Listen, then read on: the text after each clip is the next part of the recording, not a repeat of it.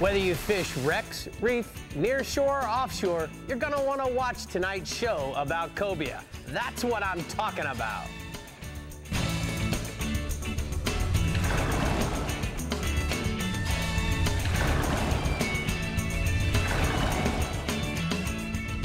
Welcome to the Chevy Florida Insider Fishing Report, presented by Yamaha.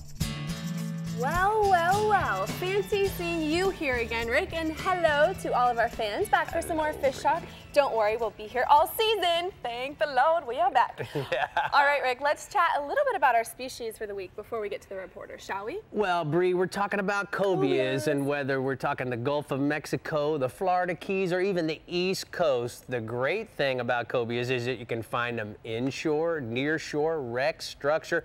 They like rays.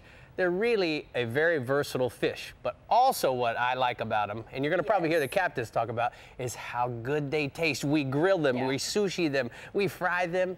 Any way you want to do it, it's going to be really good. Well, I have sushied them, but Dave, do you have some cobia catching secrets for us today at the workbench? Actually, I got some sushi in here, actually. Yeah? What? Yeah, that we're gonna. ain't the sushi I'm used to. No! This is one of the best cobia baits there is. So we're going to be talking about live eels and how to use them for cobia bait. That a slippery little guy. Absolutely scrumptious, but okay, Dave. I'm sensing that we have a captain on the line, so let's get to the reports. Captain Pat Deneen from the Panhandle region, I know definitely has some great news for all of you anglers itching for a cobia hookup. So Pat, let's hear it. Hey Bree, I tell you what, Panhandle, we're known for our spring cobia fishing, mainly because it's a sight fishery, and we do catch some pretty large cobias up along our coast. The past few days, I know 2 fish over 80 pounds were caught. Every one of our piers, except for 3 of the 4 piers have caught one over 70 pounds, and quite a few fish in the 50 to 60 pound range have been caught from the boats. Best conditions are going to be sunshine and southeast winds. This weekend looks like it's going to be abundant sunshine and north wind. Not ideal wind direction, but I still think there's going to be some good fish being caught. But when you find a fish, set up on it. They're going to be swimming to the west, migrating. Set up on it and present a bait or a lure one at a time. You don't want to confuse it with too many offerings. And the fish have a variety of baits because you never know which one they're going to like to eat. So eels, mullets, crabs are all really popular baits to have in the live well. And then also, when you hook the fish, keep the boat moving towards the west, especially if there's more than one fish with your hooked fish. That other fish is most likely going to stay with the one that's hooked as long as the motion continues westerly. And sometimes you'll hook a single that you didn't see another fish, and all of a sudden when it comes up, there's another one shadowing it. So keep the boat moving to the west. That's a great tip, and it often forms multiple hookups. The average size fish is about 40 pounds, but it's quite possible to encounter one more than twice that size. And I sent in a picture of Captain Roy Stanky of Destin, and he caught that fish on Monday. It was an 80-pounder. We had north winds and sunshine, just like the winds we're going to be having this weekend. So get out on the water. There's some good fish being caught. What a great fish, Pat. All right, let's stay offshore. What else you have for me? Yeah, Rick, last week I talked about the amberjacks offshore. Right now, the triggers and the mingo snappers are both mainstay offshore catches for bringing home some good quality fish to the table. You're going to find them on natural and artificial bottom, 100 to 200 feet of water. The best setup's going to be a 2-hook dropper rig with small circle hooks baited with cut squid or minnows or cut minnows. The legal size on the vermilion snaps are 10 inches and then 14 inches on the trigger fish. The mingos are running up to about 3 pounds, while the triggers can be much larger. And either way, these guys are fantastic eating and worth the effort to go out and catch.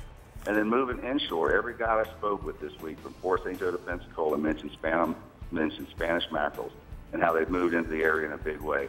Over in St. Joe, they usually get them first, and Captain Trey Landry reports that pretty much anywhere in the bay or along the coast, you're going to find Spanish mackerels. Similar story in Panama City, where Captain Greg Burnett reports plenty of Spanish in the pass, in the Old Lagoon, and as far inland as the Channel Bridges and the Halfway Bridges. In our area, Destin, and over to the west in Pensacola, they're going to be mostly around the passes and along the beaches. The most effective way to catch them is with a troll straw rigs or gotchas or a Christmas tree rig. But if you find them busting on top, the streamers on a fly rod or clousers are a great way to go. Or like Captain Wes Rozier, he likes to throw a topwater chug bait, and he typically catches the bigger Spanish doing that. The sizes right now on the Spanish are running 12 to 24 inches. And then staying inshore, speckled trout are starting to leave their winter canals, bayous, and creeks and spread out on the flats. Captain Troy Forbes at 38 Guide Service, he's been drifting the grass outside the bayou mouths in Hogtown Bayou and catching plenty of fish on the popping ports and dark-colored DOA shrimp. And basically, you're going to drift along, casting downwind. When you get a bite, stop the boat with your power pole or drop an anchor and fish that area thoroughly. The fish are grouped up in schools, and when you get one, you're often going to catch several others at the same time. There are not a lot of big fish right now, but they're numerous, 13 to 18 inches long. All right, great way to start us off, Pat Tar. We're going to go ahead and read the blue water outrigger hotspots from the Panhandle region. Inshore, beautiful beach weather.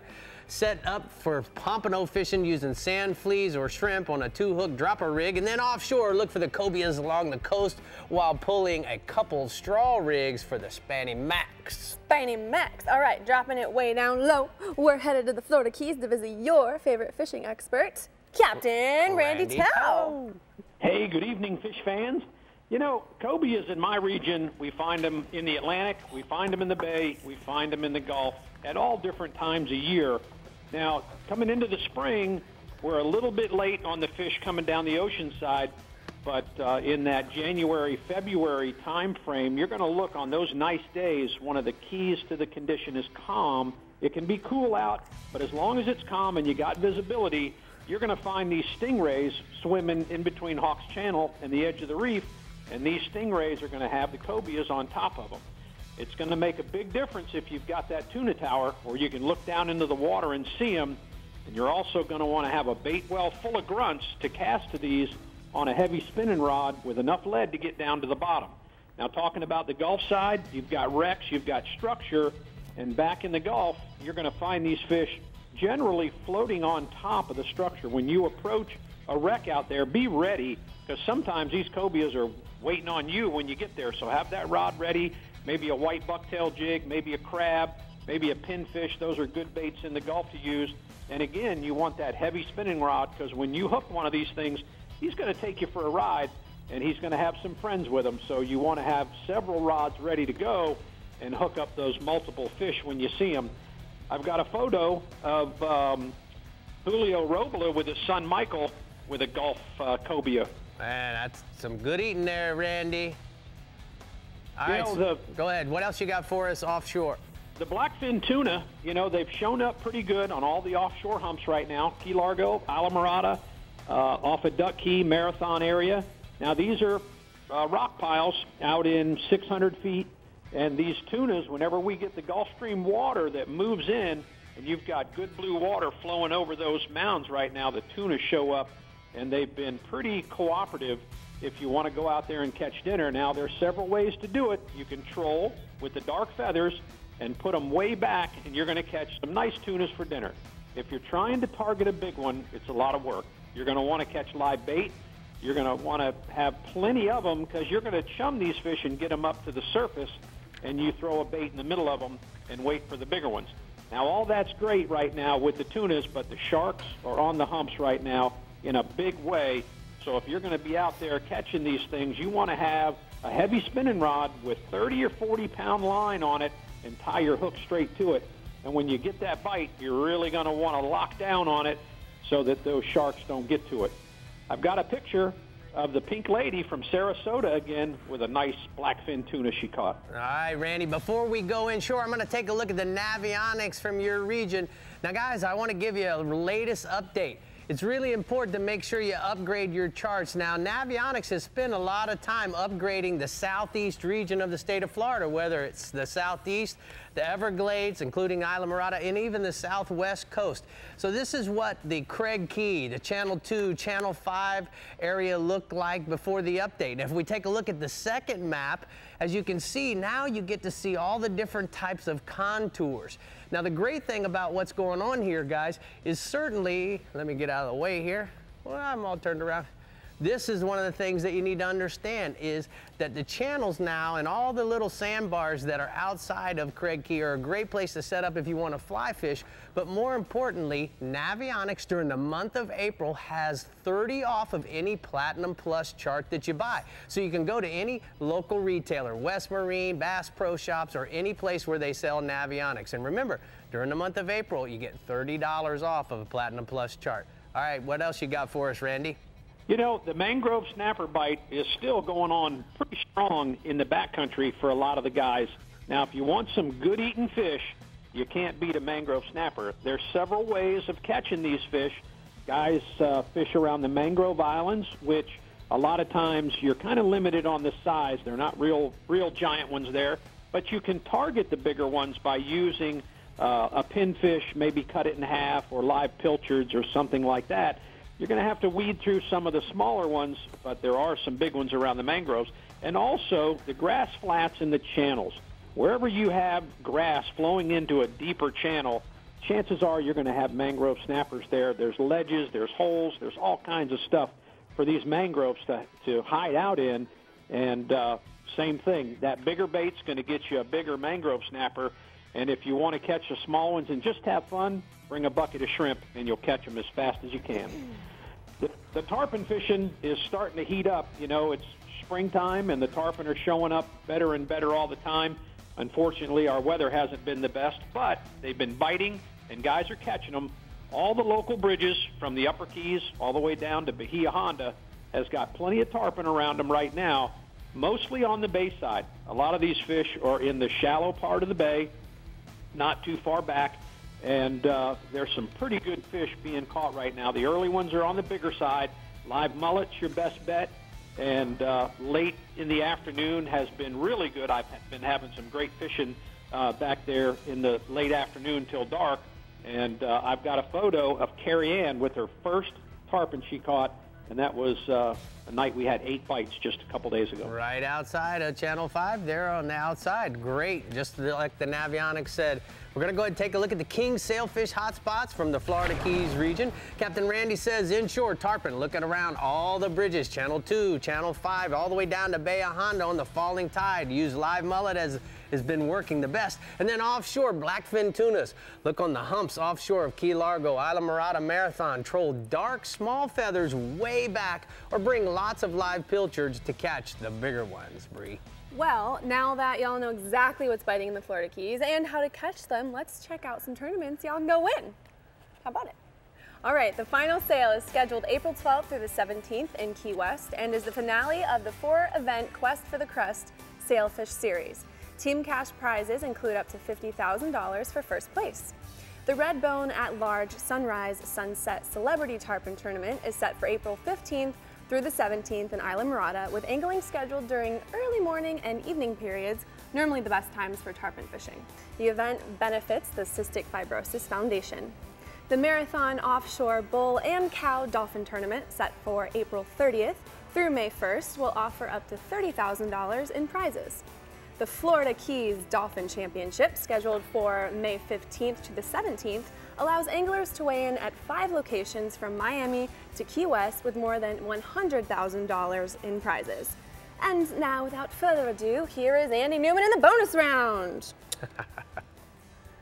Well, hi guys. The Isla Mirada Spring Classic is set for April 22nd through the 24th. Now this tournament targets 9 different species, including cobia, snapper, jack, mackerel, tarpon, redfish, snook, trout, and tripletail. There are guided and non-guided divisions, as well as junior, teen, and adult categories. Proceeds benefit several different Florida Keys charities. For more details, go to IslaMiradaClassic.com, and FLAKeys.com is your source for information on all Florida Keys tournaments, as well as vacation information. Back to you in the studio. Well, Rick, you and I went to our favorite local Chevrolet dealership a few weeks back to see all of the new and improved beauties they have coming off the line for 2016, and wow, beauty is definitely an understatement. You're right. Show me the pretty. So, Bree, check out the new Camaro. Whoa, this is awesome. I'm going to tell you about it. How about that? No, you can't tell me. I can tell you about it. Well, I know you're used to your throaty V8s, but this V6 3.6 liter, 335 horsepower direct injection 8-speed transmission is the best thing to drive on the road, let me tell you, and it's so much fun. That sounds like a lot of fun to drive, Bree, but you know, it also comes in a turbocharged V4, as well as the 6.2 liter V8. Now, back when I had one of these cars in 2011, they were a lot of fun to drive, but make no mistake about it, Chevy has really improved its aerodynamic design, as well as they've built the car much lighter compared to that car. Right. The new materials that they're able to build cars out of simply takes a lot of weight out of the car.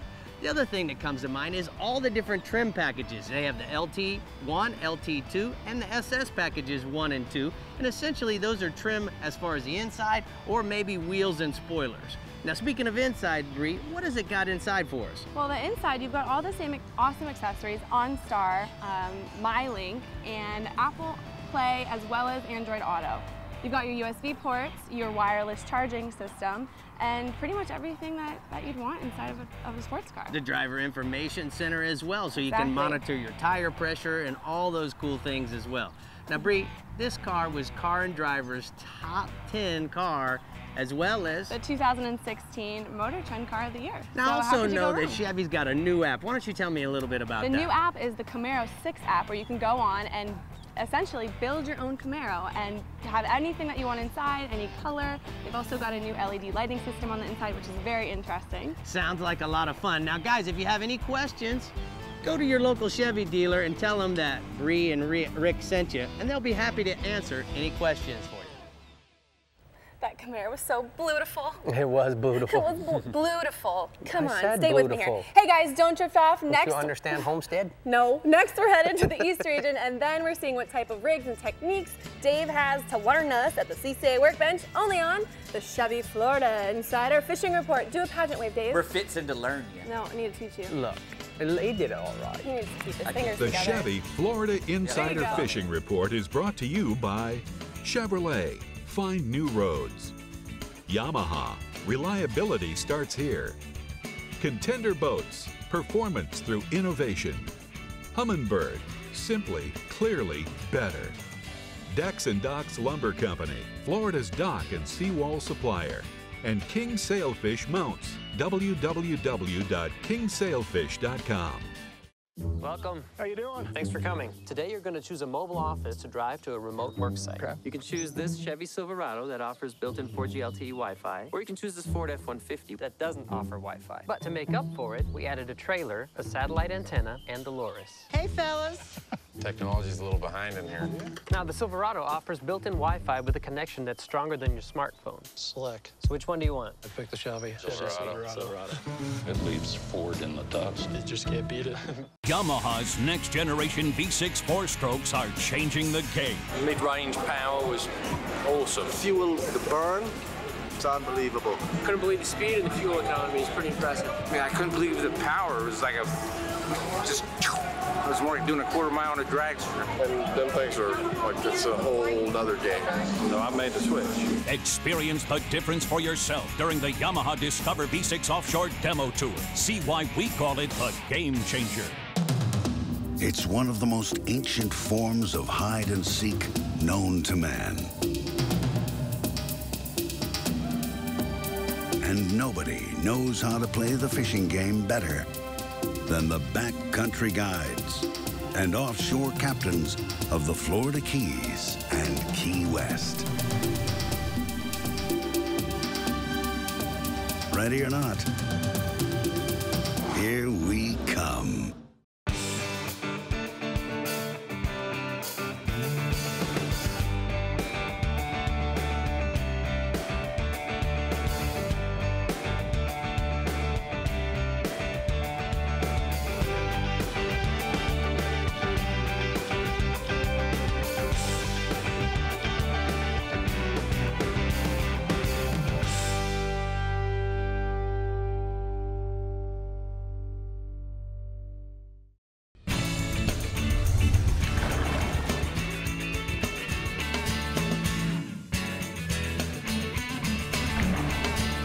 Welcome back, guys. It's now time for the FWC News and Notes.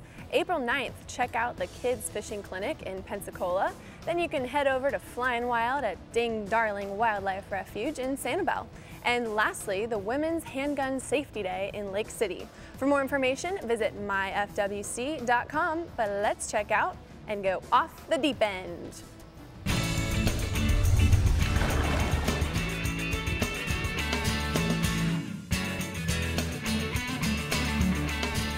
Hummingbirds off the deep end here at the CCA workbench. Yes. We got moving parts, bub. I'm really excited about this one. Well, we do. Well, you know, Cobia is a great fish here in Florida. I mean, we have a great spring run. They run up and down both coastlines, even through the Keys, and we can target them in real shallow water. Up there where Patty lives and where my parents live, the water's really clear and clean, and when they're running from, from the east to the west, we just, troll up and down the beach and look for them, and when we see them, we cast something to them. And we'll use a 7-foot spinning rod, 7.5-foot spinning rod, something we can cast a long way with 20, 30-pound braid and 50 to 60-pound leader, depending on the size fish that you're normally catching. Up there, you use big stuff because you never know you're going to see a big fish. And what you'll do is you'll run through a progression.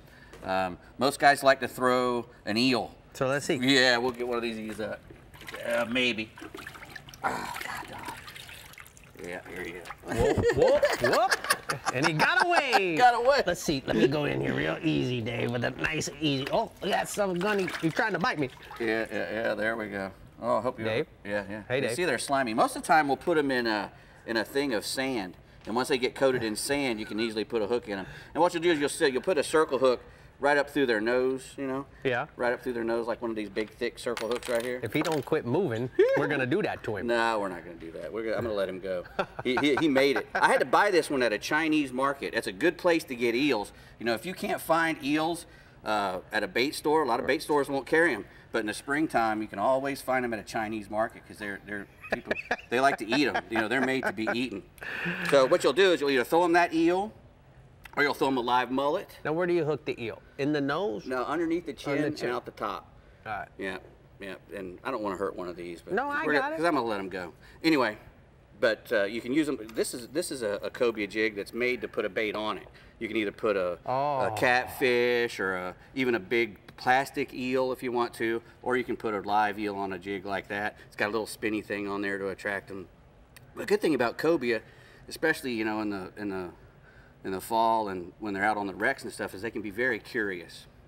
They like to hang around big things anyway. Turtles, whale sharks, big manta rays especially. So, they orient to those things. And a lot of times when you'll come up to a wreck or something, you can run your motors a little bit, rev your motors up, and a cobia will come up off the wreck to check you out. And that's when you have a live bait ready or one of these jigs. And these, a jig is really a great bait to always have on a spinning rod in your boat in Florida. Because I just want you to know, I'm at the corner of my eye, I see this eel and he's crawling around on the floor, and I'm trying to stay focused, and I'm really having a hard time. They're very hardy. They're very hardy. The guy, when I bought them, I said, these things are going to be okay in my car, right, in the bag. And he goes, oh, you'll find they're very hardy. And they are. So one last question. Leader size. What size leader do you want to typically use? Well, over here on the East Coast, we can get away with 20-pound tests usually. But if you're in a place where there's big ones, 30 to 50-pound, even 60-pound, fluorocarbon is a good thing to use, especially if the water's real clear. What you want to do is you don't want to bang them in the head with the bait either. A lot of times, a guy will see a fish and they'll try to throw it right at the fish. If you're using a big, heavy jig and that thing hits the water like a bomb, it can spook them sometimes. Right. So you want to be out, 4 or 5 feet, maybe 6 feet in front of the fish when he hits, and so that you can, so you don't have to, worry about spooking the fish. And same way with a bait. You don't want to knock him in the head with it. You want to get about 4 or 5 feet out in front of him and let him go down on it and get a hold of it. And if you can see him eat it, if you have a bait that you can see him eat, you have a lot better chance of hooking him. If you have a really heavy jig that sinks out of sight real quick, a lot of times you got to feel him eat it, and it's a little rougher hookup. All right, well, I'm going to sneak around here and help this guy get back into the water while Bree goes off into our next region. Oh, come on, buddy. Just take it easy. Take it easy. I am distracted as well. Dave, control your eels, will you? Okay, he's fine. Remember, guys, fishing never stops in Florida, so if you have pictures you would like to share with us, we want you to post them on Instagram or Facebook using the hashtag CFIFR. All right, let's check in with Mike Holliday from the Decks and Docks East region, where the cobia run is a little bit late, but there are still some big ones to be caught. Isn't that the truth? This is the second year in a row, Bree, that the spring cobia run has been late and the fish are still around in April. Cobia numbers are down this year, but anglers in my regions are still catching fish by targeting them on the backs of bull sharks in areas like the Sand Pile and Bull Shark Barge off St. Lucie Inlet. There's also been some fish on the wrecks off St. Lucie County, and a fair number of cobia that they're finding just free swimming along the beach or on rays in less than 30 feet of water. And like Dave said, a lot of cobia are caught on jigs. So before you ever leave the inlet, you should have a spinning rod rig with a 1 to 3 ounce jig. I like chartreuse. Orange is a good color, white's a good color, black's a good color. But chartreuse seems to be a really hot color for them in my area. You can also fish a chartreuse swimming plug or a Bass Assassin 5-inch dye dapper on a 1 ounce jig head. And then for the finicky cobia, live bait is the way to go. Either live thread fins or pilchards, even a live mullet, a 40-pound fluorocarbon leader, and a 5.0 VMC circle hook. Average cobia in the region is going to be 15 to 30 pounds, but there's a lot bigger fish being around. I got a photo of Tristan Hunt. He caught that cobia off St. Lucie Inlet on a live pilchard while fishing with his friend Matt Staley. So there's some bigger fish in the mix. And while the cobia bite is good, the best bite going right now is for dolphin off the entire region in anywhere from 200 feet of water on out. Now there's plenty of fish in 100 feet of water or even less, but the big boys are coming out off the rips, edges, and weed lines out a bit deeper, 200 feet to really 1,000 feet or more. And April is probably the most consistent month for targeting large dolphin in my region, and plenty of fish over 40 pounds and even a few over 50 pounds have been hooked or caught this week. So the big fish are around. The thing you want to remember is the fish are spread out and there's a lot of boats fishing, so you want to get offshore before the sun comes up and be the first boat that's out on the weeds. Troll ballyhoo or swimming mullet, and use a little bit of wire because there's been some big wahoo around as well. Keep your eyes peeled for frigate birds. I heard of 2 different fish caught off diving frigate birds just in the middle of nowhere this week. Boats that were running and saw the frigate birds diving, slid up and caught some dolphin. And the average size dolphin is up around 15 pounds with fish to 30 pounds common, and the big boys being hooked every day right now in my region. All right, Mike, let's go ahead and go inshore. Well, the snook bites on the spring mullet run has kicked into full gear, and the snook are coming out of their winter deep water haunts and are starting to move towards the inlets. So anywhere you find good concentrations of mullet along the shoreline, you'll find snook. And that's, the classic scenario for throwing a topwater plug at dawn or dusk. The seawalls of the Loxahatchee River and the intercoastal waterway from Jupiter all the way up to Stewart are on fire right now, as is the Sewell's Point area, the Indian River, the Jensen Beach Causeway at night, Northbridge and Fort Pierce at night as well. You can also find good concentrations of slot size and sub-slot snook along the shorelines on the west bank of the Indian River from Walton Road all the way up to Midway Road, and also around the Spoil Islands that are north of Fort Pierce, and that's on the outgoing tides. Live pilchard, sand perch, and shrimp are the top baits, but, soft plastics like a Bass Assassin, Drunk Monkey, 5-inch shad with a 1/4 ounce jig head will also produce, as will the flare hawk jigs around the bridges at night. Average snook is 4 to 10 pounds, and I got a photo of a snook there.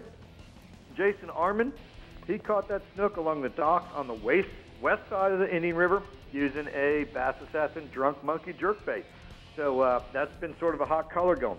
The other thing we got a new moon starting today, and that'll give us those extreme low tides on the flats that really concentrate the fish in the potholes and along the drop-offs in the intercoastal waterway.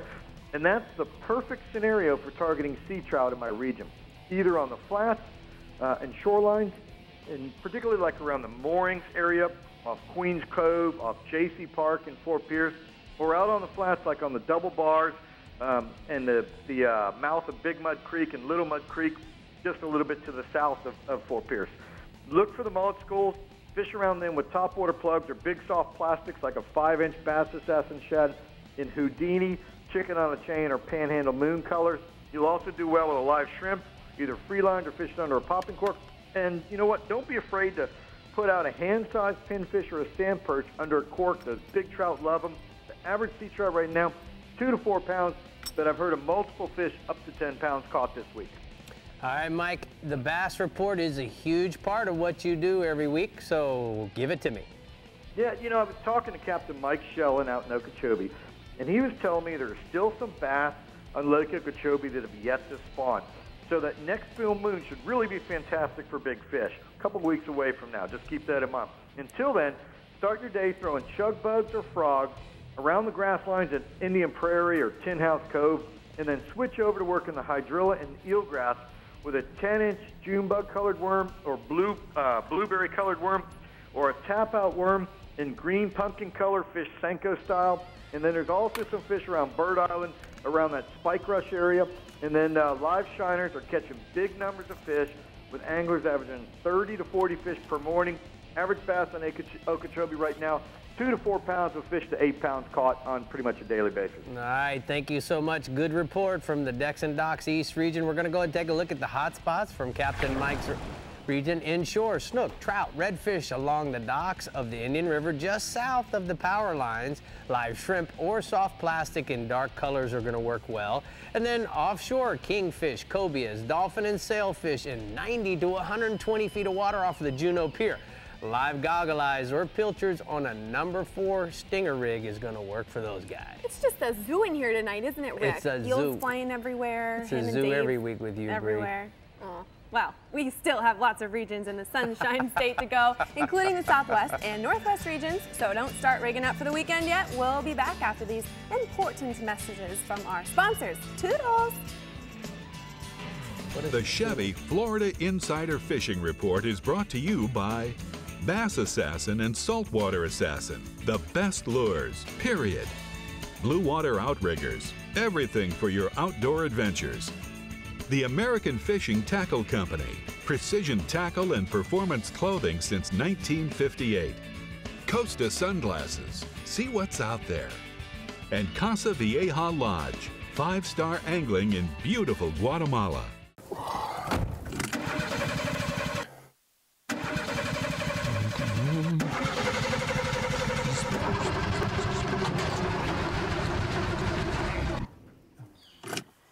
I think it's time to change my battery.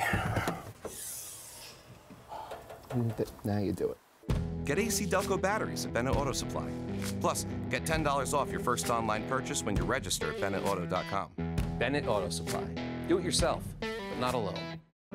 I'm Captain Rick Murphy, and I'm a life member of CCA.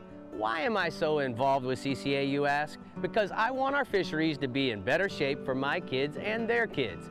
CCA is working to ensure the future of recreational fisheries and the rights of recreational anglers. The future of fishing starts today with you. How do you want to leave things with your kids? If you're like me, you'll want to make the right choice and go to joinccaflorida.com right now. As close as you're going to get to a sure thing for catching billfish is Casa Vieja Lodge. They're here, man. This has been a 20-year run, buddy. These things haven't left, there's no cycle. When it comes to sail fishing, this is the real deal.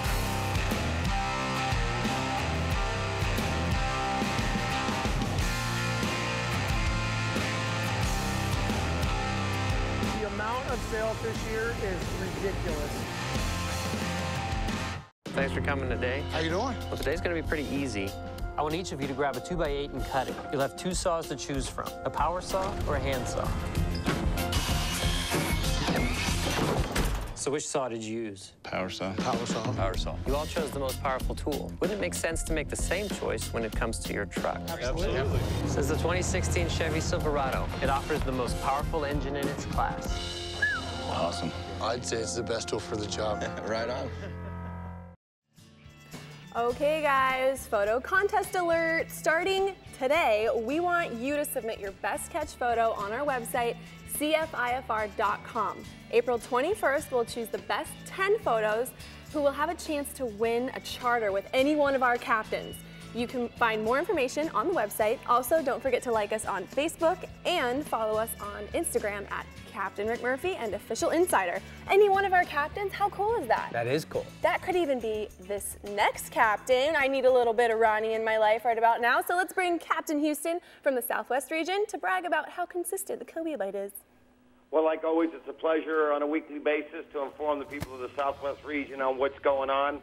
You know, when we talk about cobia in the region, they can be caught actually all throughout the region, and they can be caught all year round, both inshore and offshore. But the primary target is really on the offshore side. Wrecks as close as 5 miles and as far as 60 miles, these fish can be caught on. Now, there's a variety of ways to do this. You can get up on some of these wrecks and drift across first. see if you see some fish on top, or watch for these fish on your bottom finder.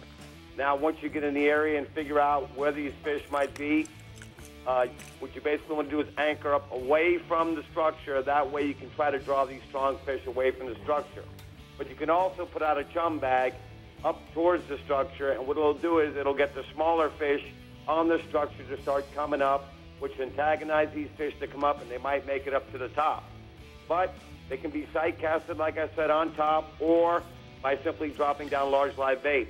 Now, on the northern end of the region, it's real popular on the inshore side, on top of the grass flats, or miles of numerous sandbars, anywhere from Sanibel all the way up to Charlotte Harbor. And believe it or not, right now, on some calm days, guys are catching fish in the last couple of weeks on top of the flats or along the sandbars. And what you want to look for is either them cruising along the edges in pods, or look for the rays, follow the rays, or groups of manatees or any large bait schools out along the edges of the bars. Now, like I said, just about any large live bait will catch these fish, but artificials to find them or on top of the wrecks could include large chugging lures, artificial eels, but inshore and offshore, the Bass Assassin Die Dappers 5-inch are very good, but you want to make sure you got a strong hook on a good jig head. Bucktails are very good, and a variety of swim baits will work. Basically, if you're sight fishing and present anything in front of these fish, they should eat, but at times, if they're pressured, they will deny bait. They're not the smartest fish to eat, but you know what? When you hook up, they're a good fight. I got a prime example of a couple nice cobia, picture of Chris Workman on the offshore side with a couple nice cobia. Now, on the offshore side, Captain Mike Avenon's been telling me there's been a good push of king mackerel, and he reports they're showing up on schools of baits at most wrecks within 20 miles from Naples to Fort Myers Beach, to include the new reef that they've been installing in Cuyahoga County. Once you get up in these areas and find the baits, casting spoons and jigs with a 24-inch trace of wire, number 5, or you can simply freeline live bait on a number 4 VMC treble hook.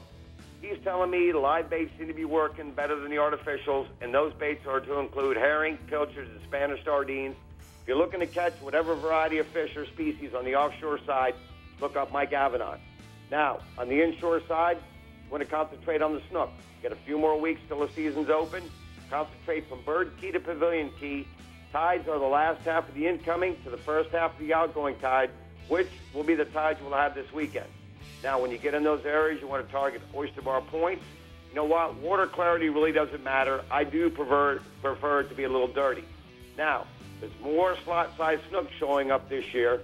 You can use live pilchards or cut mullet on a knocker rig, but artificial lures include gold spoons, 4-inch Bass Assassin sea shads in white or lime truce on a 3-inch jig head with a steady retrieve.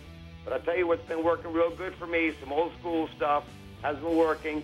Simply white or yellow bucktails tipped with shrimp has been great because the oyster bar points, the fish are picking their way through the crustaceans, and with the dirty water, tipped shrimp sure as help. I got a prime example, nice slot-sized snook, just caught in the last couple days with myself and Wayne Mallon, and it's a good thing Wayne Mallon's a good CCA supporter, because Wayne didn't take home that fish for nuggets. He let that fish go to be caught another day. Also, the redfish. You want to concentrate right now from Bull and Turtle Bay between Whiddens Creek and Catfish Creek on good incoming water on the grass flats.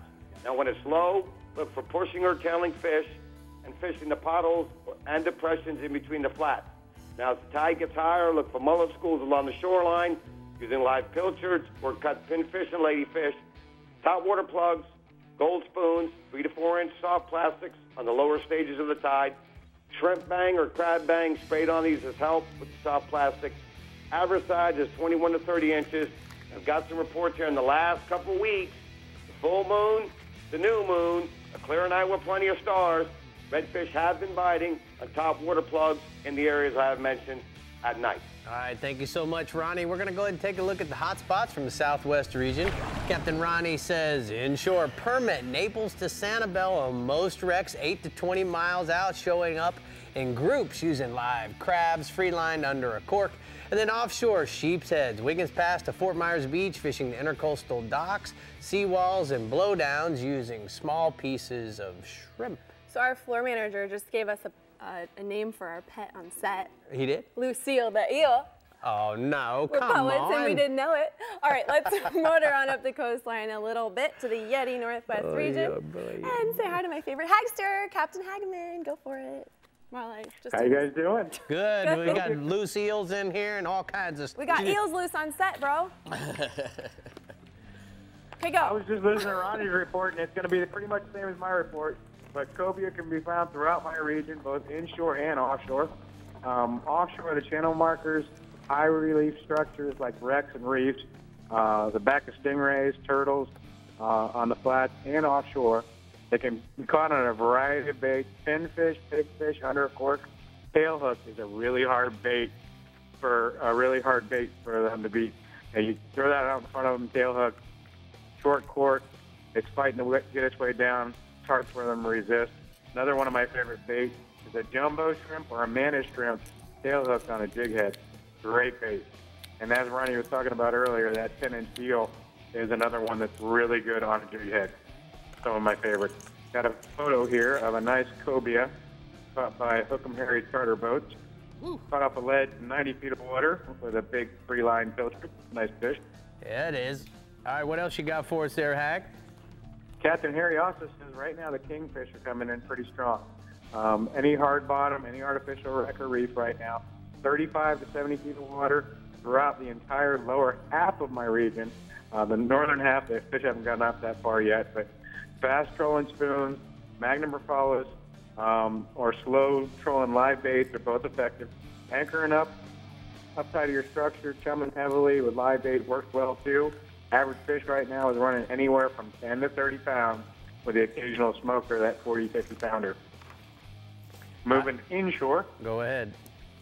Captain Mario Costello at our Fifth River reports right now, very consistent along the rocky shoreline, redfish bite right now, running crankbaits. Now what he's using a freshwater bass bait, and it's a little tight wiggling bait that moves really fast, side to side. And he said the redfish can't pass him up right now.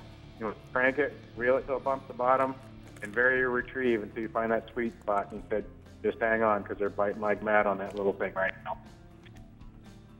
Also inshore, my powerful pro staffer, Billy Davis, thanks for giving me a report. This is a new guy for us. Reports an awesome snook bite right now in upper Tampa Bay. Says you want to target the mangrove shorelines with good moving water. He's using a white 4-inch DO8 jerk shad on a 1/4-ounce jig head. He's using 30 to 40 pound fluorocarbon leader, depending on the water clarity. And also, Captain Mike Anderson of Real Animals reports the same thing in lower Tampa Bay. He said the snook bite's been really good right now. You want to target those edges in any kind of moving water with any kind of hole.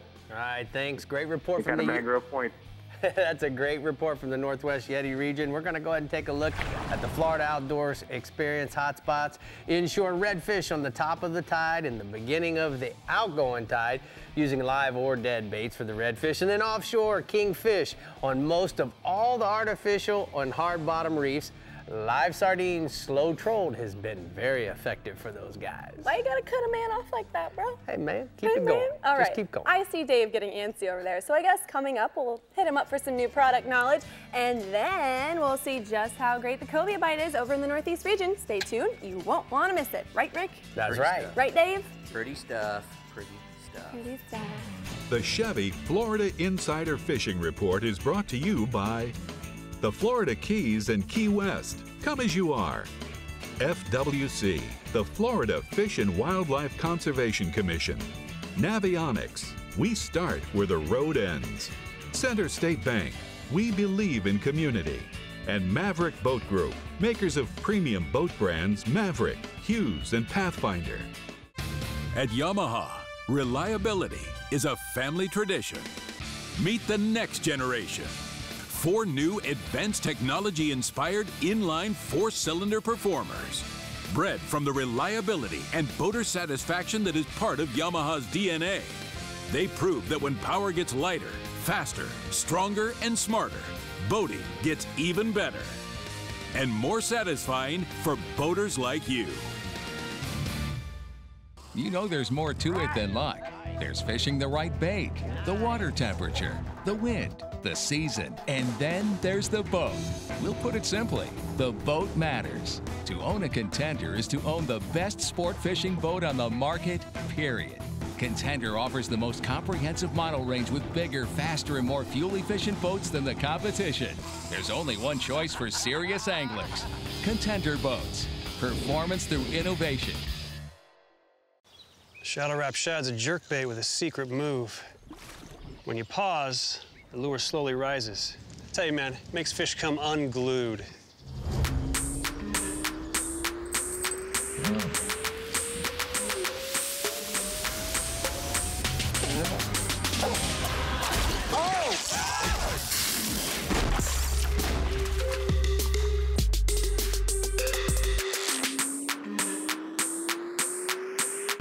Fish Stock, the total saltwater experience, returns to New Smyrna Beach this Memorial Day weekend. Bring the whole gang to Riverside Park for an incredible family experience. Tournaments, boat shows, seminars, kids clinics, and the Fish Stock 5K Fun Run. Put your skills to the test in the Redfish Trout Challenge. And new this year, Boston Whaler and Marine Max offer $2,500 cash for the largest fish caught each day in the Offshore Striker Tournament. Don't miss out on the fun. Visit fishstock.com to register.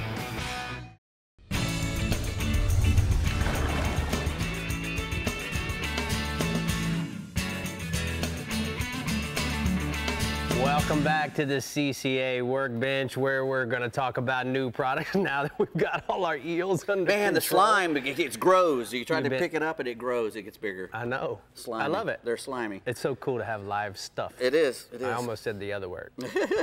So what you got? Well, first off, we're going to start with this. It's a high seas deluxe rigging kit, and when doing what I do a lot, marlin fishing, we do a lot of rigging with these kind of things, with thimbles and our sleeves. And the high seas deluxe kit comes with tons of them. It comes with a bunch of little copper for you wanting to do wire. Comes with a lot of single aluminum sleeves if you want to do heavy monofilament. Even have the. Yep, you got little chafe thimbles. Is that what that's called? It's called a chafe thimble. Chafe thimble. Yep. They got stainless steel ones for big stuff, for the big stuff, or for the nylon.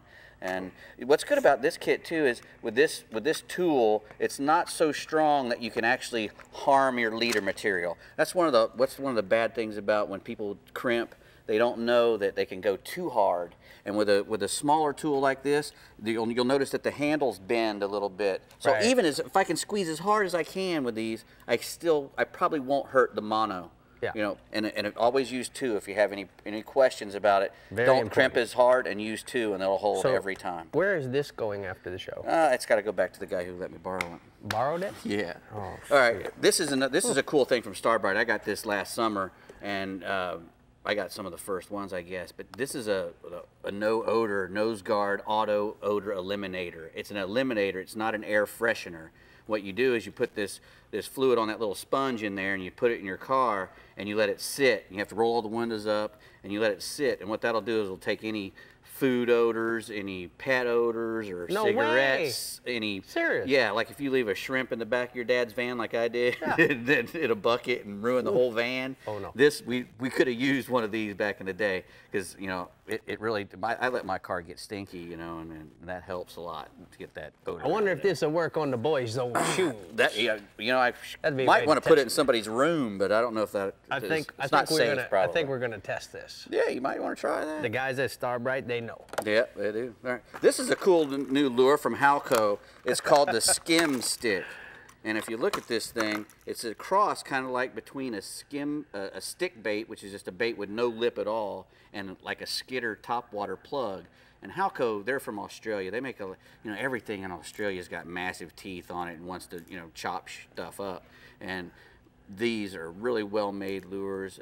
I've been using Halco stuff for a long time. I go to Australia every year, so I became familiar with them a long time ago. Got the color of the bonita? It does. That one does. And what that thing is designed to do is it's designed to skitter across the top of the water like a needlefish. No, not jubilating on top of the water. It's jubilating, like a needlefish or a little long tom or something like that, or even a flying fish or a bait fish, and you get that thing scooting across the top of the water, and everything wants to eat it. You see that beard that thing has? Show back that.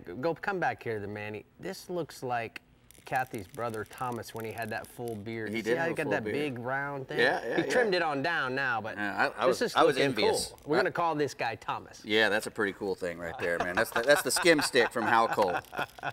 From Halco, skim stick. Cool.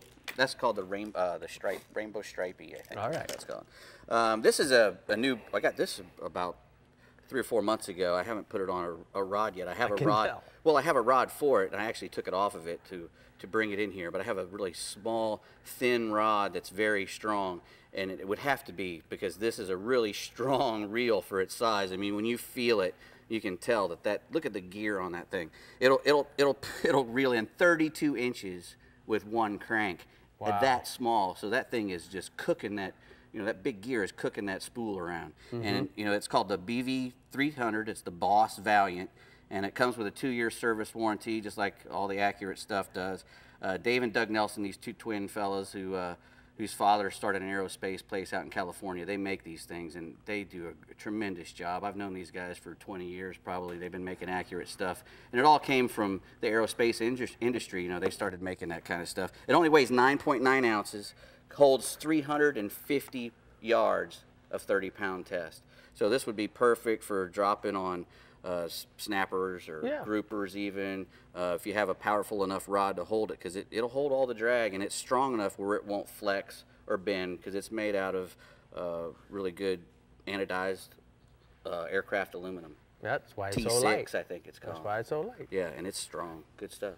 Speaking of light, we're going to go over to the bright light of the show. I thought you were going to say, speaking of strong, but I'll go with light as well. Well, guys, you're not the only one with new product swag. This Guy Harvey limited edition design will be available for sale at GuyHarveyArt.com for 4 days only, starting today through April 10th. A portion of the proceeds will go to the Guy Harvey Ocean Foundation to benefit all of their amazing conservation work. What do you think about that, Rick? Earth Day coming. Earth Day, April 22nd. Make sure you do something good for the Earth. All right, spring has definitely sprung in the Starbright Central West region, and Captain Jeff Page is about to tell you why. And if you have any questions, make sure you raise your hand.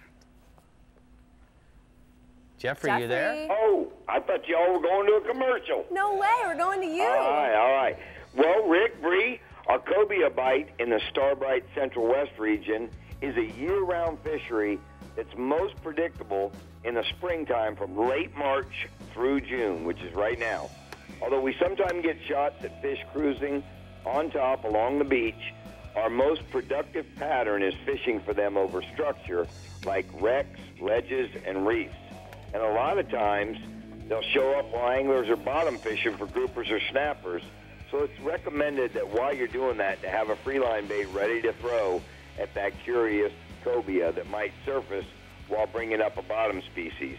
As far as lures to throw at cruising fish, it's hard to beat a 3/8 to a 1/2 ounce bucktail jig in a dark brown or even a white pattern, according to how bright or how overcast the skies are. I've got a photo tonight of the Brasil family with a really nice cobia they got last week off Anna Maria while fishing with Captain Jason Stock of JM Snooky Charters. What a cute photo that is. Love it. All right. Species 2 offshore, kingfish. You know, springtime means kingfish as well, and the kings are starting to show up strong, especially in the north part of our region. And a lot of average kings are being taken in that 7 to 11 mile range. But look for the bite to move in a lot closer because we've had big, strong east winds, which push the big schools of thread fins close to the beach. Now, the guys that are trolling chartreuse or the blue mackerel X-Wrap 20s, along with the new live target lipped mackerel 25 plus plug, have been getting the bigger kings in the 20 to 25 pound class, with the smaller 12 to 15 pounders being taken on free line for slow trolled threads. And look for this kingfish bite just to heat up over the next week or so. All right, let's go inshore, Bob. Inshore, snook. Snook fishing is as good as it's been in years, and a lot of that is due to the FWC closures after the freeze of 2010, and also anglers being responsible in our region and smart in releasing as many as possible. The entire region has had a hot snook bite with the Spoil Islands in Terracea, Palmasola, and Gasparilla Sound being the most productive. Live free-line filters are the bait of choice, but for you artificial guys, the Saltwater Assassin 4-inch sea shad in the Mama 14-karat pattern rigged on a 1/4-ounce Assassin chartreuse jig head has been getting some nice ones as well. I got a photo tonight of 9-year-old Colby Huffman, son of Captain Gary Tuna Breath Huffman out of Bradenton, Florida, with a snook that he got out on his dock while his dad was washing up the boat. That's awesome. I love your pictures, Jeffrey. Keep those guys coming, those little sporties. All right. Species 2, my favorite fish, the speckled trout. And let me tell you something, Rick, the trout bite remains strong throughout the entire region, with the biggest fish coming off the flats just inside the passes. You know, we shot a show not too long ago, and we caught some really nice trout just inside New Pass. Well, those flats are going off, as well as the flats just in Stump Pass in Englewood and Gasparilla Pass down in Placida. The key, Rick, is finding the bigger fish. Defining the bigger fish has been defining the cleaner water in that 3 to 5 foot depth range and good tidal movement. The new live target scaled sardine in the greenback chrome pattern has been deadly, along with free-line pilchards, a.k.a. scaled sardine. My third photo tonight is a photo from our friend Eddie Arsenault at Mad Mo's, and is to promote his 3rd annual historic Spanish Point Inshore Slam Tournament, which is next Saturday, April 16th, with a Captain's Party Dinner, April 15th at Spanish Point. For more information, go to madmos.com. All right, thank you so much, Jeffrey. Great report from the STARTRON Central West region. We're going to go ahead and take a look at the hot spots. Let's see what Captain Page says. Inshore permit. Anglers have been getting big permit over the wrecks and reefs in 7 to 11-mile range using small pass crabs. And then offshore snook. Nighttime bite is hot at the Venice Jetty and on the outgoing tide. Use live free-line mullet or a ladyfish is the best bait for the bigger fish. Blah, blah, blah. That picture of that little ground reminded me of the song about Take Him Fishing by Merle Haggard. Good old Merle. Yeah. Rest in peace, Merle. All right, if you are from the northeast or southeast regions, you might want to stay put because that's where we're headed next, right here on the Chevy, Florida Insider Fishing Report. You're getting so good at that, Rick. Thank you. The Chevy Florida Insider Fishing Report is brought to you by Rapala. Catch the latest at Rapala.com. STARTRON cures and prevents ethanol fuel problems. YETI, built for the wild. CCA Florida, the voice of recreational anglers for over 30 years. Strike Zone Fishing, your fish hunt paddle store. And Guy Harvey, marine wildlife artist and conservationist.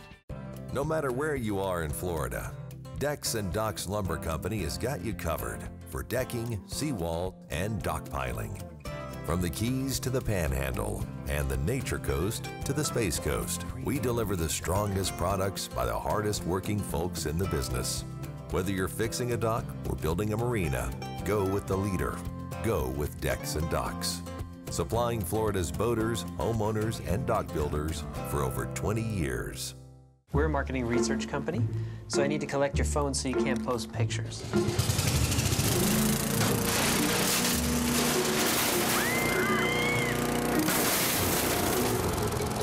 Okay, how does it feel to not be connected? My chest hurts. Well, let me give your phones back. Let me show you a better way to keep connected. The 2016 Chevy Cruze offers built-in 4G LTE Wi-Fi that connects up to 7 devices. So this thing puts out its own signal? Yes. This is next level Chevy.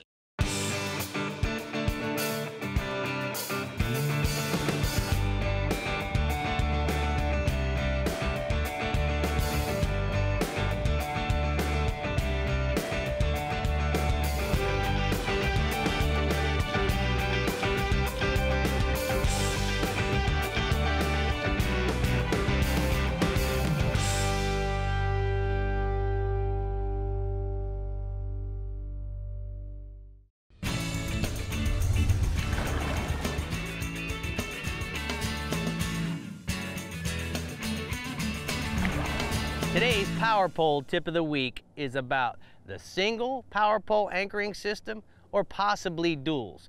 Now let's start off by talking about the single.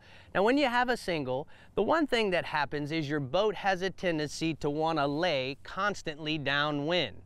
So what duals allow you to do is once you get the boat in the exact position that you want, whether you're fishing an oyster bar, maybe a pothole, or along a shoreline, it opens up the boat to have more access to casting sideways. So the key is that in windy situations or maybe high volumes of current, you have a tendency to have more control with duals. Now all the power pole anchors come with a variety of different switches, and we're gonna get into what those switches do in next week's power pole tip of the week. You know, Bree, I'm telling you that power poles have made it really a boat control system. Yes. Speaking of controlling. I can't control myself when you got those muscles, though. Oh, come on, yeah, girl. okay. Oh, now we're going to tell have a Cobia chat in the strike zone, Northeast region, with Captain Tommy Derringer, face to face. Face to face. Look at there he is. Hey, guys, what's happening?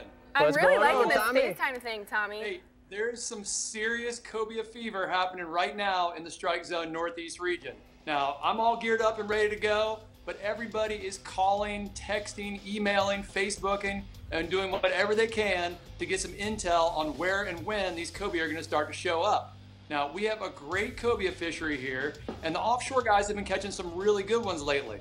I spoke with Captain Trey Jones from JodyLynnCharters.com, and he tells me they've been on a really good cobia bite the past 2 weeks on the nearshore wrecks and reefs within about 15 to 20 miles of the beach. Now, in addition to the offshore cobia, there's some really, really cool sight fishing opportunities about to happen when those manta rays show up with the cobias on their backs. Now, when the water temperatures get to about 68 to 72 degree range, which is happening right now, the manta rays and cobia will start to show themselves along the beaches. It's pretty much a sight fishing game out there, and they're going to eat a variety of different lures and baits. You know, chartreuse always seems to be the favorite color for cobia, whether it's a plug, soft plastic, or a bucktail. Now, on those days when they get a little bit picky, a live mullet rigged on a 5 to 7/0 VMC circle hook is going to do the trick. You know, guys, it gets a little crazy out there with all the boats looking for rays and cobia, so just remember to be kind to your fellow cobia fishermen while you're out there, and everybody's going to catch a few more fish. Now, I got a photo here. This is Captain Rob Bennett from CoastalFish.net and Captain Steve Cascio with a stud of a cobia they caught right off the back of a manta ray. Wow, that is a stud. So yeah, what else you got, offshore, Tom? you know, the dolphin bite has really picked up this week, guys. I spoke with Captain Jason Hadges from JHookFishingCharters.com, and he's been catching some really nice dolphin. And he says he's been looking for clean water right on the edge of the stream, but he's also targeting weed lines, rips, edges, and basically any kind of surface structure, which is the usual stuff. Now, there's been some upwelling out there at the ledge, and Jason says the dolphin have been pretty thick right on the warmer side of it. Now, he's been trolling the usual dolphin rigs like a small to medium ballyhoo skirted with a sea witch, as well as some junior islanders. Now, he says we should have a bigger push of dolphin here in the next couple weeks as things start to warm up just a little bit more. And I got a picture here.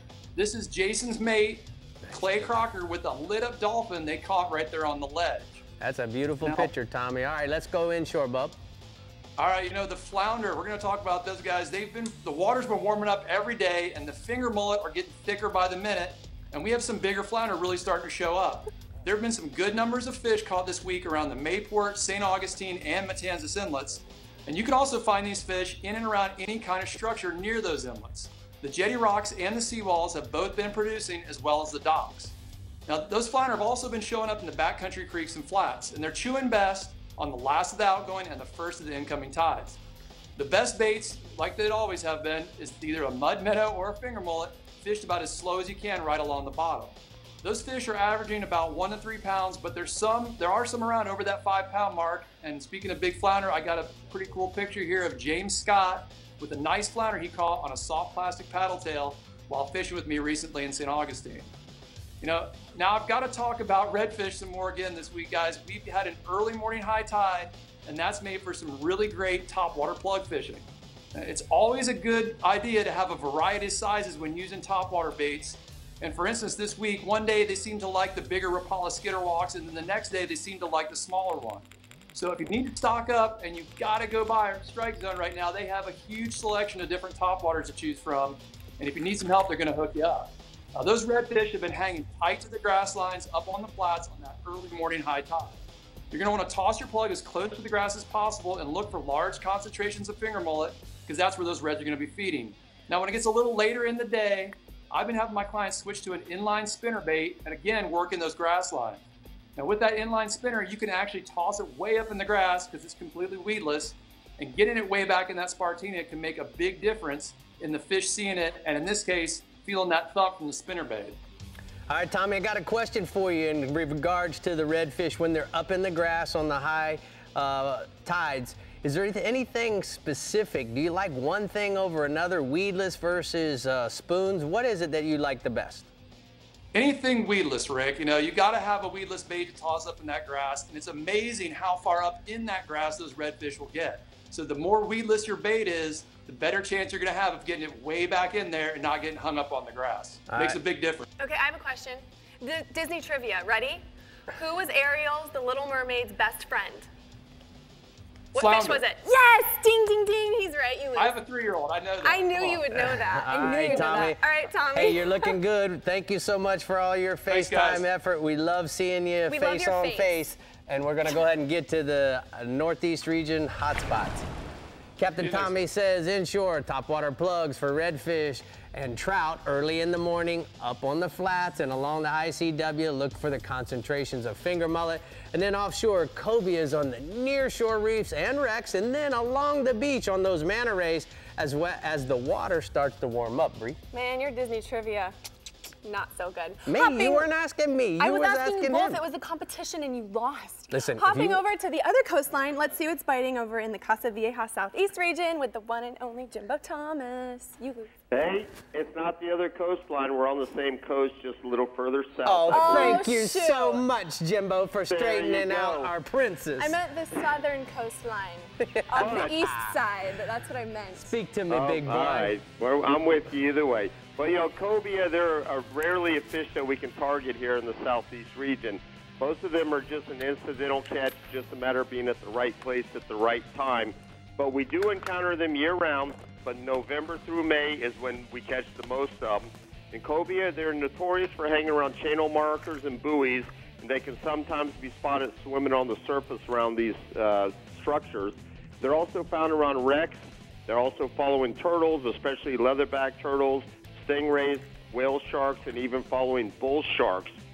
Now, they're usually not too picky about what they eat. Some of the more popular baits are live pinfish, grunts, and crabs, but just about any good live bait will usually work, or a jig with a plastic tail and surface lures like a big Rapala Magnum or a skitter walk, anything causing some commotion on the surface. That'll work when there's no live bait around. Now, typical cobia tackle for us aboard the Thomas Flyer is a 20-pound spinning outfit with a 50-pound monofilament leader and a 6.0 to 7.0 circle hook. And in the last few weeks, there's been a few cobia caught on the deeper wrecks in the 180 to 240-foot range, along with a few on live baits that have been fished under the kite.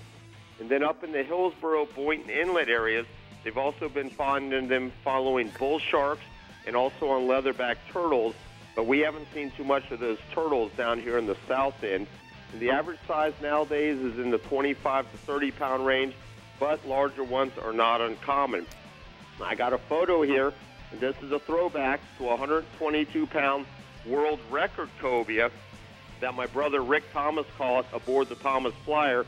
And I think I should hold the record because I had to gap that sucker. Well, you do. It's a collective effort.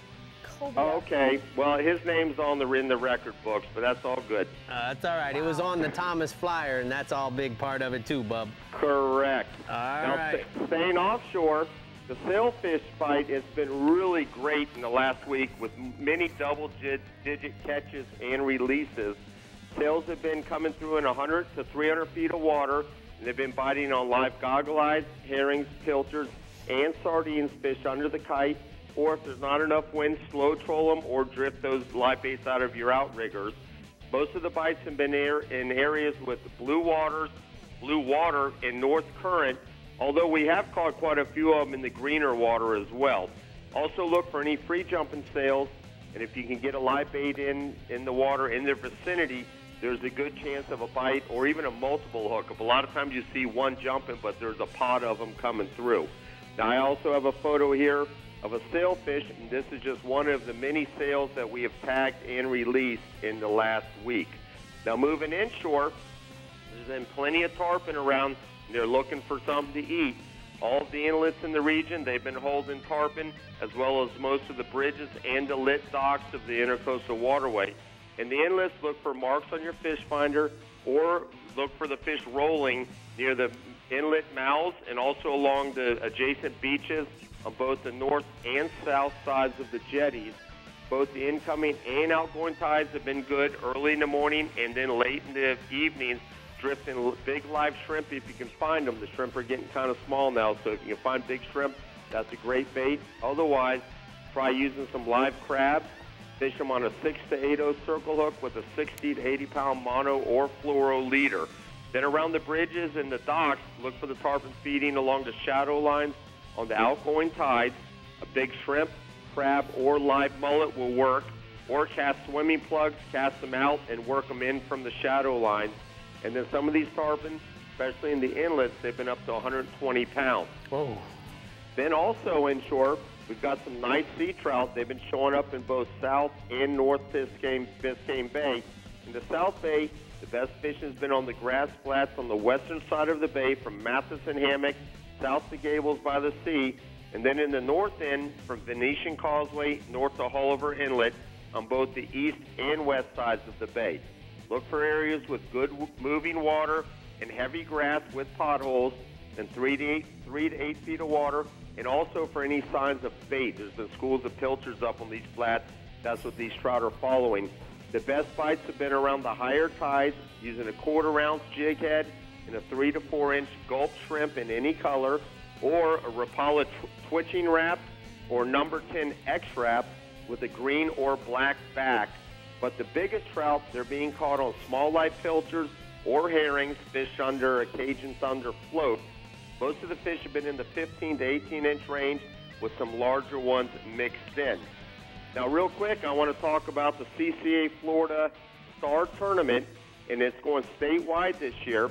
They're releasing a bunch of tagged redfish in Biscayne Bay and also throughout the Intercoastal Waterway of the Southeast region, and they've added mahi and kingfish for the offshore guys and lionfish even for the divers.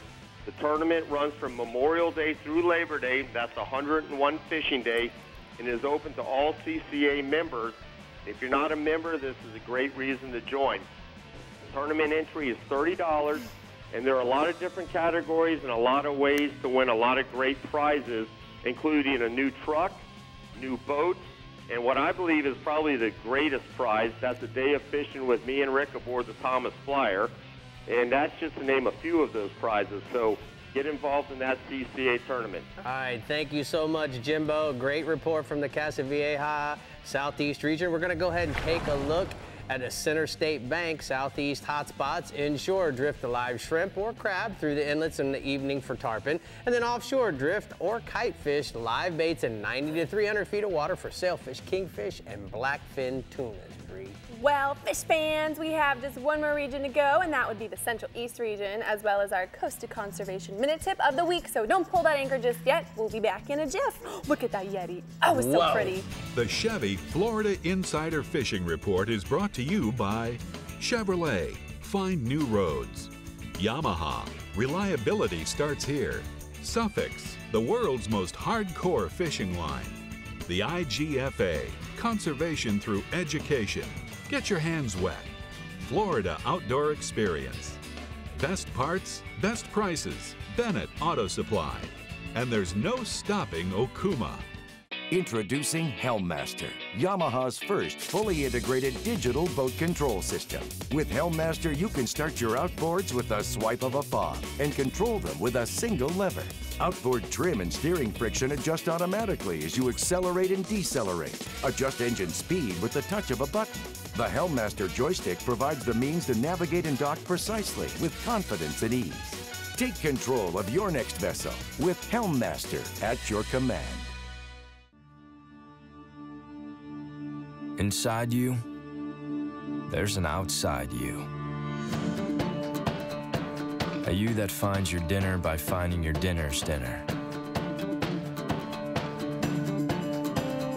A you that isn't afraid to pick a fight with something that has a sword for a nose. This is for that you. Remember the glory days of gasoline? It's just not made the same anymore. Kick your gas into gear with STARTRON. Pump up the performance in all of your engines. Cure the problems of ethanol with the power of enzymes. And maximize your mileage every time you drive. Kickstart your engines with STARTRON.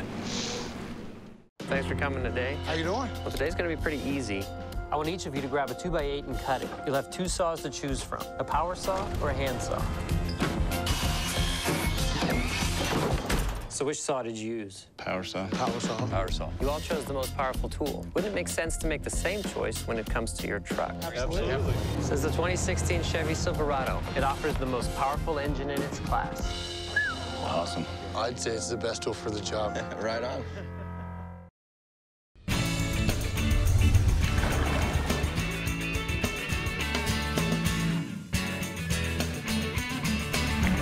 Today's Costa Conservation Minute is about keeping your fish wet when you're releasing it.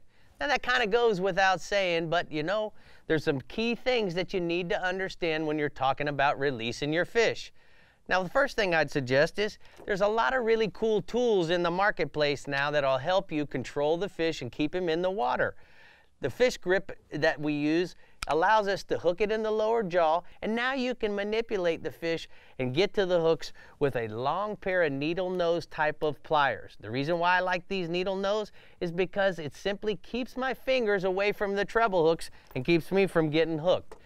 For you guys that love to take photos of fish, make sure that you wet your hands before you grab them so that the slime doesn't stick to them, and make that photo a release shot. Those are a few suggestions when it comes to releasing your fish, and that's today's Costa Conservation Minute.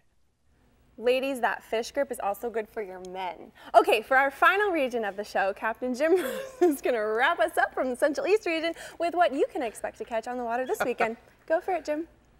That was a pretty good one, Bree. Yeah, you know what? The cobia are generally a species that make all of us Central East Florida anglers look forward to getting our boats out on the ocean in March and April, but unfortunately this year it's been a little warmer than average. But this temperatures that we've had for the winter really didn't push the cobia down far enough, and so they got stuck kind of in Tommy's region up to the northeast part of the state.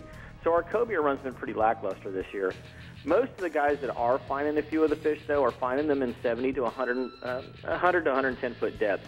Now, we will see some more fish start to come up as the spring comes on, because I know that Jimbo and Mike both have some fish down in their regions that will make it up this way, but our huge push just isn't going to be here. So you really need to go out to the reefs and use some live pinfish or pogies, drop them down on the bottom, and you know what? A lot of the times you'll get those cobia to come up and just swim around the boat. Sometimes they'll eat the bait, sometimes they won't. Sometimes you need to put a little cobia jig on them, just like if you were sight fishing for them. Sometimes we'll put a little squid on the back of that jig, too. That seems to always help. And then some of the other guys that have been getting them lately here have been slow trolling on the 8A reef for king mackerel, and they've been getting them to come up behind the boat, mainly on the flat lines, but sometimes they'll hit your riggers as well. Most of our cobia are hitting the 20 to 30 pound mark, but there's a few of them into that 50 pound range that are going to show up, and we'll see some more as the year goes on.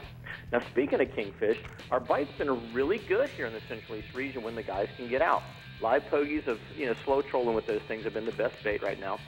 In the 60 to 90 foot reefs, 60 to 75-ish off of Sebastian, 70 to 90 off of Canaveral, and then off of Ponce seems to be the best depths that you want to troll in right now. Now, you also can look for schools of bait fish that are actually holding on the reef, and then you can mark those bait fish, and a lot of times you'll mark the king mackerel that are holding around them.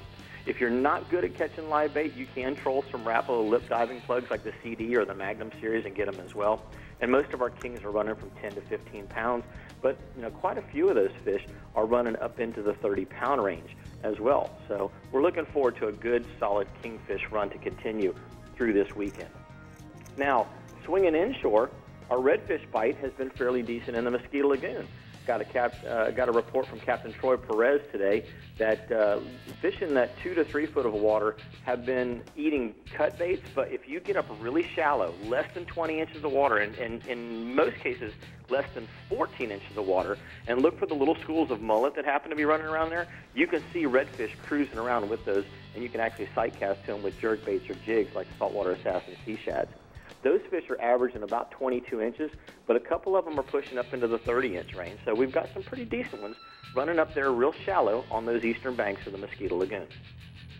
Now, last but not least, we got speckled trout, and Captain Glenn Austin has been doing a really good job of them. You can get him at goingcoastalcharters.com. He's been getting really good fish in the Sebastian area this week. He's been throwing that brand new Rapala bait called the Shadow Rap Shad. And if you guys and gals haven't seen that, it's a brand new shad profile, double hook, and it is a fantastic bait for trout. He's been using that with his charter clients, and they've been getting quite a few fish that are running in that 14 to 20-inch range. And he says concentrate on the 2 to 4 foot depths during the midday periods. During the mornings, you can get a little bit shallower, but he says with those lip plugs, you want to make sure that you're not pulling that bait too quickly to get it down into the bottom. So good job down there with Captain Glenn and those guys catching some big trout right now. Now, I wanted to throw a couple of photos up here. I had the pleasure of having John Riff Jr. out the other day, and John Riff has a disease or a condition called Asperger's syndrome. So it's a type of autism. So his dad has to be very patient with him, just like we do with all of our children. But what's really cool is to be able to get John and kids like John out for, even if it's a short period of time, have him catch some fish like ladyfish or the trout we were mentioning, or we've even got some big jacks running around the Sebastian area right now. And if you give him a topwater plug, it's something that he can focus on and then watch the strike. And I tell you what, it is nothing better than watching a kid's face light up whenever he sees that fish come and strike one of those baits. So make sure you take a kid out there fishing whenever you get a chance. And just because you may have a child that is a little special, don't think that you can't take him. Please give them the opportunity to enjoy the sport just the same way that we do. Great report, great advice on taking kids fishing, period, Jim. So we appreciate that. We're going to go ahead and take a look at the Central East hotspots from your region inshore. A mixed bag of bluefish, ladyfish, and jacks near the west end of Sebastian Inlet. Use Rapala lip plugs or saltwater sea shad's tails with green or black backs and silver bellies. And then offshore, yellowfin tuna in 120-mile buoy troll, high-speed lures and skirted ballyhoos at 6 to 12 knots. And everybody's got to have their little special kid that they fish with. Yes, that's you for me, Rick. No, that's you. Okay, anglers, Rick and I are playing hard to get because in order to find out who or what is popular in your waters next week, we're making y'all wait. We'll be back on the Chevy, Florida Insider Fishing Report. Welcome. How you doing? Thanks for coming. Today you're going to choose a mobile office to drive to a remote work site. Okay. You can choose this Chevy Silverado that offers built-in 4G LTE Wi-Fi, or you can choose this Ford F-150 that doesn't offer Wi-Fi. But to make up for it, we added a trailer, a satellite antenna, and Dolores. Hey, fellas. Technology's a little behind in here. Now, the Silverado offers built-in Wi-Fi with a connection that's stronger than your smartphone. Slick. So which one do you want? I picked the Chevy. Silverado. It leaves Ford in the dust. You just can't beat it. The Yamaha V8 outboard is in a class by itself. Right now, for a limited time, you can match that pure V8 power and performance with an amazing warranty protection offer during the great V8 sales event. Purchase a new eligible Yamaha V8 350 and Yamaha will double the time period of your warranty. That's 6 full years of ultimate Yamaha warranty protection at no charge. Don't wait. Get in on the great V8 sales event at your Yamaha dealer now.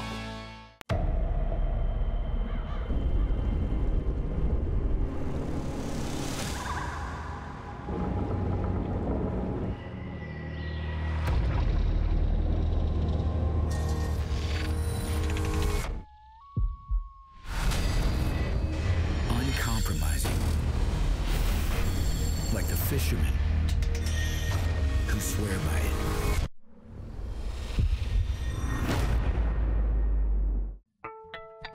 Thanks for tuning in to the Chevy, Florida Insider Fishing Report. Be sure to like us on Facebook and follow us on Instagram and Twitter to keep up with our captains, contests, and appearances. You never have to miss a show. You can find full episodes of the Chevy Florida Insider Fishing Report right on your YouTube channel. And make sure to check out our website for fishing reports in your region. Visit www.ChevyFloridaInsiderFishingReport.com for everything you need to know to stay hooked up. Next week on the Chevy Florida Insider Fishing Report, we're talking all about the trout. And if you want to be a part of our live studio audience, go to our website at ChevyFloridaInsiderFishingReport.com and sign up. April 20th, we're talking sailfish, and April 27th is my night, the ladies' night. Ladies' night. Not trout. Not trout. Trout. Dave, you're going to be out on one of those nights, right? I'm going to Guatemala pretty soon. Yeah, a couple weeks. 2 weeks. Right. Well, we're going to miss you, but taking Deneen with me. We'll be carrying the mail. Hey, good job tonight, guys. Oh, thank you. Thank you. Slippery that was fun. eels. Good job, Bree. Yeah, it was a zoo, but make it work. See ya. See ya. Bye, Molly Moo.